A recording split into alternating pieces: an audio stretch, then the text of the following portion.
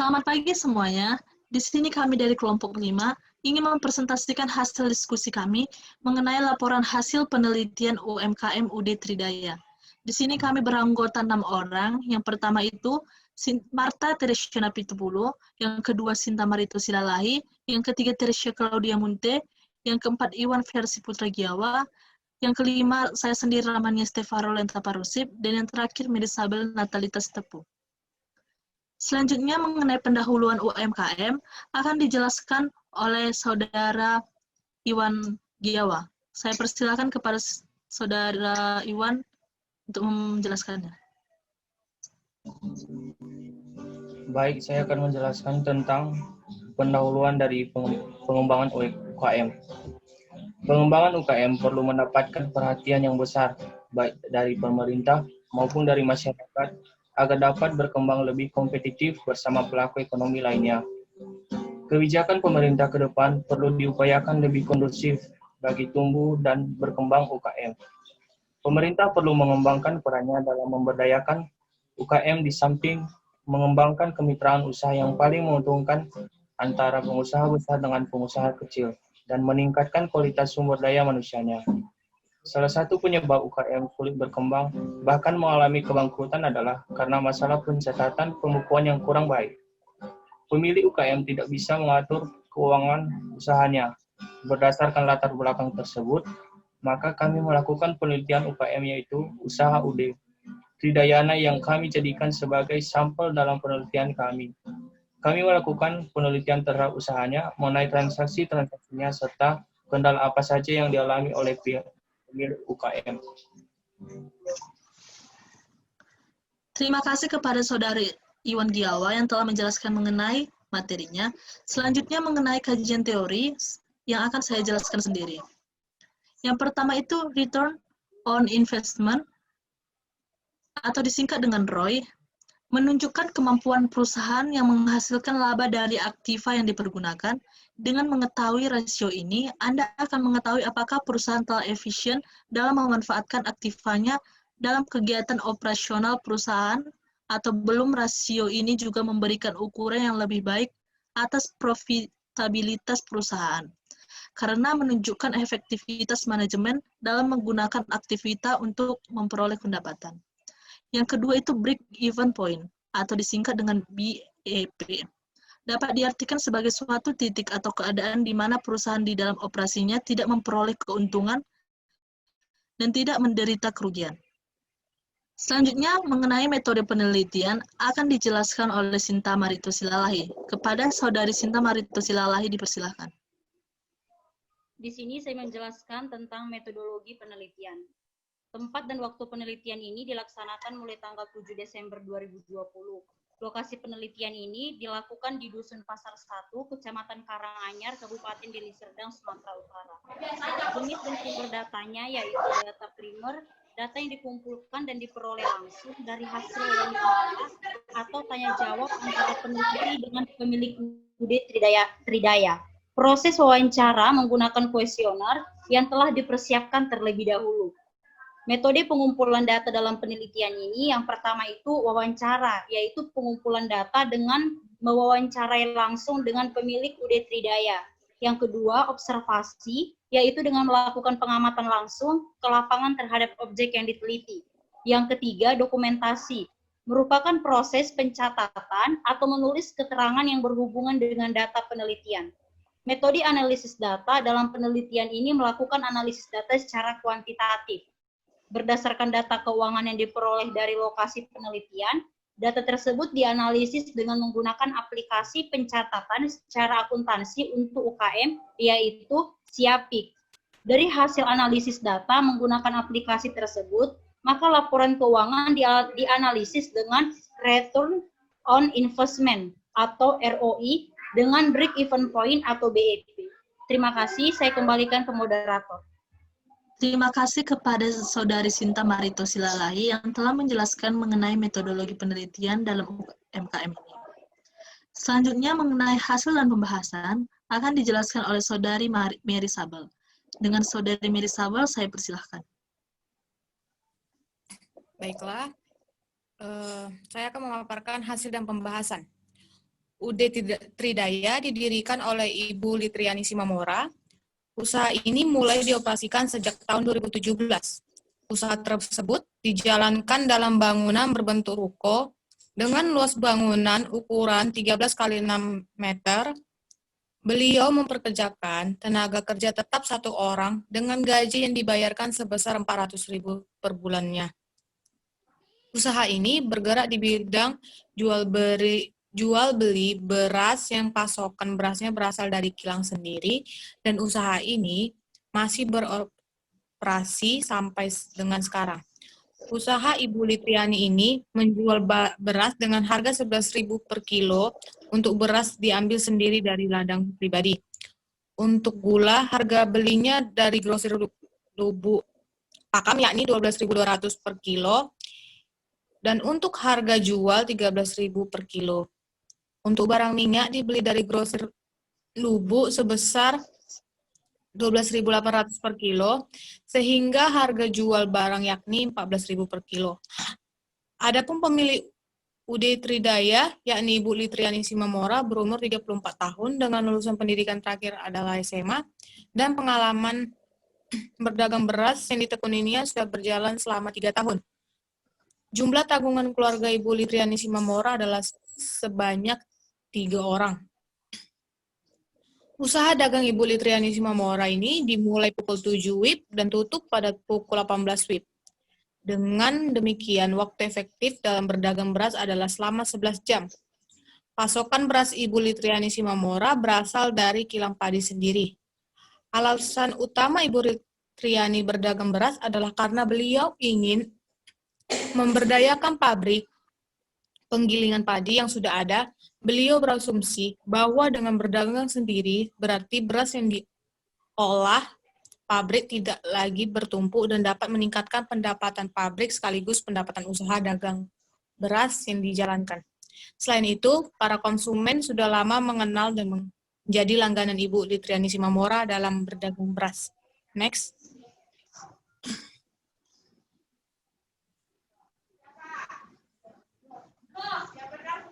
Ini adalah analisis secara ROI. ROI sama dengan 11.496.000 dikurang 9.640.000 kali 100% dibagi 9.640.000. Maka ROI-nya adalah sebesar 19,25%. Dari hasil perhitungan di atas, dapat disimpulkan tingkat ROI adalah sebesar 19,25%. Seringkali kita hanya berfokus pada margin keuntungan atas produk atau jasa. Tetapi, kita seharusnya juga menghitung ROI secara akurat untuk mendapatkan kepastian dan keyakinan bahwa bisnis yang dijalankan berkembang. Dalam menjalankan bisnis, seseorang pengusaha harus memperhatikan jumlah dana yang harus diinvestasikan dalam mencapai target penjualan. Jumlah margin keuntungan yang diperoleh dan bagian dari margin keuntungan tersebut yang akan digunakan untuk mengembangkan usaha apabila investasi yang dilakukan hanya menghasilkan margin keuntungan yang sedikit.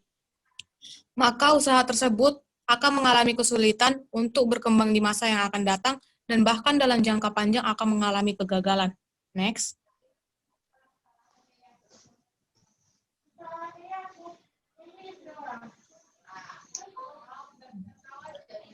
Selanjutnya ada analisis BEP.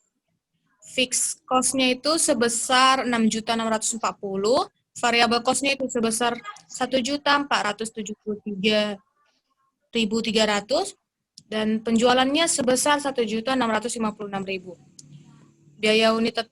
Biaya tetap unitnya 6.640.000 dibagi 500. Maka hasilnya itu biaya tetap unitnya itu sebesar 13.280.000 per kilonya.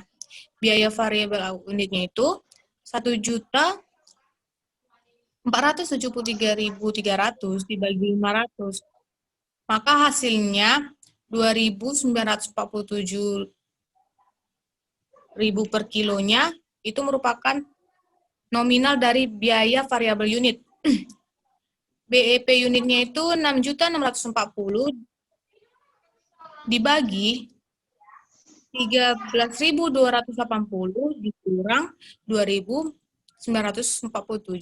Maka nominal dari BEP unitnya itu sebesar 642,6 kilo. Jadi, UD Tridaya harus menjual 642,6 kg agar BEP. Kemudian untuk mencari BEP dalam rupiah adalah sebagai berikut. BEP rupiah sama dengan 6.640.000 dibagi 1 dikurang 1.473.300 dibagi 1.656.000. Itu jika kita kalkulasikan maka nominalnya itu sebesar 60.363. Untuk dapat beroperasi dalam kondisi BEP yaitu dengan nol, usaha UD Tridaya harus dapat menghasilkan produk 642,6 kg dengan harga 60.363. Aplikasi BEP untuk perhitungan target laba. Dengan menghitung kapan perusahaan melewati tingkat BEP, maka sebagai pemilik usaha akan dapat menghitung berapa minimal penjualan untuk mendapatkan laba yang ditargetkan, yaitu dengan cara menambahkan laba yang ditargetkan tersebut dengan biaya tetap yang dimiliki. Baiklah, sampai di sini penjelasan dari saya. Saya kembalikan kepada moderator. Terima kasih kepada Saudari Mary Sabel yang telah menjelaskan mengenai materinya. Selanjutnya kepada Saudari Marta Napitupulu bisa menjelaskan mengenai materinya ke dalam aplikasi MIOP. Saya persilahkan. Oke, baiklah. Di sini saya akan menjelaskan dalam versi MIOP-nya. Karena untuk sebelumnya kita sudah melakukan transaksinya sudah kita masukkan ke data dalam MIOP. Jadi kita tinggal melihat dari data tersebut yang sudah kita record ke dalam MIOP. Jadi kita buka reports, kemudian kita klik account. Nah, kemudian untuk account kita mau melihat buku besar dari transaksi yang sudah kita kerjakan pada UD Tridaya, yaitu dengan General Ledger Summary. Kemudian kita display. Jangan lupa di sini kita ganti 01/11/2020 karena transaksinya kan dimulai dari awal November dan akhir November. Kemudian kita enter. Nah, akan muncul seperti ini. Nah, inilah semua data-data yang digunakan, data-data transaksi yang sudah kita record ke versi MIOP. Jadi, ini totalnya yaitu 9.441.800. Nah, ini menjadi total dari semua data yang sudah kita recordkan ke dalam versi MIOP ini. Kemudian selanjutnya itu kita lihat General Journal. Nah, maksudnya ini not to print, berarti nggak bisa. Karena di dalam UD Tridayana itu kita tidak ada memasukkan data transaksinya, tidak ada di dalam General Journal, yaitu atau jurnal umum. Karena semua datanya itu ada di Purchase Journal, kemudian di Sales Journal, dan selanjutnya juga ada di Cash Disbursement, kemudian ada di Cash Receipt. Kemudian kita klik ini, kemudian display. Ini semua datanya. Inilah jurnal yang sudah kita record ke dalam MIOP. Oke. Kemudian untuk selanjutnya untuk Cash Receivement, kita klik Cash Receivement, kemudian kita display. Ini untuk jurnalnya. Bisa dilihat.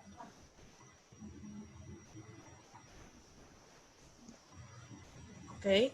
Kemudian selanjutnya kita juga melihat yang untuk penjualan.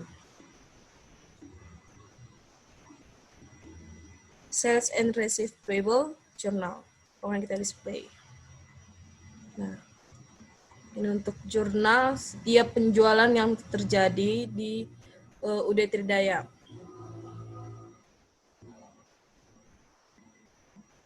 Oke. Semuanya.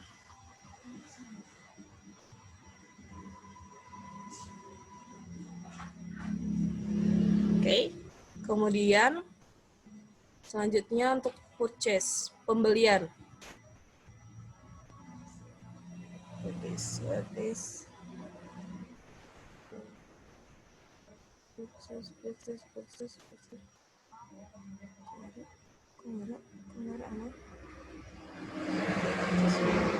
Sebentar.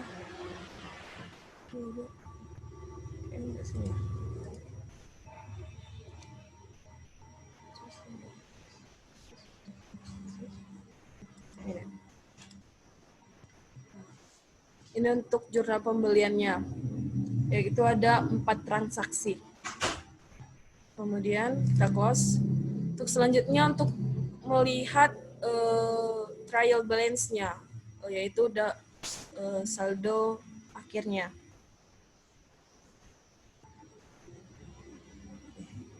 Ini, bukan yang ini ya teman, tapi yang ini. Oke, kemudian kita itu totalnya 12.048.500. Kemudian selanjutnya kita lihat di standard balance sheet, yaitu laporan neracanya. Untuk laporan neracanya totalnya itu 9.075.200. Sama kan? Sama di aktiva dan di pasiva. Kemudian untuk laporan laba ruginya yaitu profit and loss accrual display. Nah, ini kan nggak muncul karena kan ini kita buat Desember bukan November. Jadi kita ganti to 31 November 2020. Nah, akan muncul ini. Jadi ini untuk profit and loss-nya, sehingga net profit or loss-nya itu 817.300. Inilah yang menjadi laba dari UD Tridaya. Kemudian kita close. Oke, sekian. Mungkin itu yang boleh kami sampaikan dalam versi Mayop-nya. Saya kembalikan ke moderator. Terima kasih kepada Saudari Marta Napitupulu yang telah menjelaskan mengenai materinya tentang aplikasi Mayop. Selanjutnya kepada Saudari Teresia dipersilakan untuk menjelaskan mengenai kesimpulan dari isi makalah kita. Saya persilakan. Kesimpulannya, berdasarkan hasil analisis di atas, dapat disimpulkan bahwa ROI itu singkatan dari Return on Investment, dan BEP singkatannya itu dari Break-Even Point. Sangat berfungsi untuk menghitung tingkat laba, untuk meminimalisir tingkat kerugian UD Tridaya sebagai usaha yang baru berdiri dalam beberapa tahun, harus menghitung dengan baik jumlah pengeluaran dan pendapatan dari hasil produksi. Dengan melakukan analisis keuangan yang baik, maka usaha akan berkembang dengan pesat.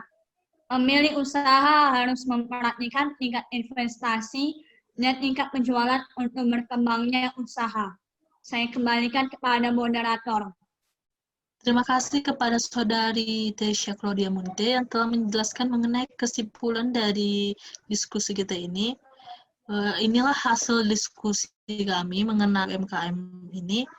Terima kasih buat semuanya.